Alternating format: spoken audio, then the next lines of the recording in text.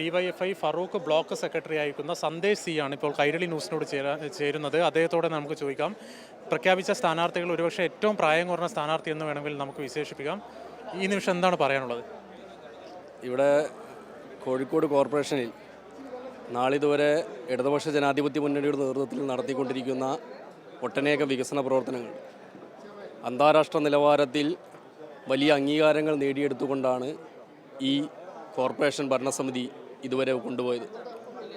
അതിനൊരു തുടർച്ച അതാണ് ഈ തെരഞ്ഞെടുപ്പിലൂടെ ഇടതുപക്ഷ ജനാധിപത്യ മുന്നണിയുടെ സ്ഥാനാർത്ഥികളായി ഇവിടെ ഈ തെരഞ്ഞെടുപ്പിന് മുന്നിൽ ജനങ്ങളോട് സംവദിക്കാൻ നമ്മൾ ഉദ്ദേശിക്കുന്നത്. സംസ്ഥാന തലത്തിൽ നമ്മുടെ സംസ്ഥാന സർക്കാർ നടത്തിക്കൊണ്ടിരിക്കുന്ന ജനക്ഷേമകരമായ പ്രവർത്തനങ്ങൾ, ആ പ്രവർത്തനങ്ങളുടെ തുടർച്ച കൂടി ഈ കൗൺസിലിലൂടെ നടപ്പാക്കണം, ആ നയം നടപ്പാക്കണം എന്ന് തന്നെയാണ് ഈ തെരഞ്ഞെടുപ്പിൽ ജനങ്ങളുമായി സംവദിച്ചുകൊണ്ട് ഇവിടുത്തെ ഇടതുപക്ഷ ജനാധിപത്യ മുന്നണിയുടെ സാരഥികൾ, സ്ഥാനാർത്ഥികൾ സംവദിച്ചുകൊണ്ടിരിക്കുന്നത്.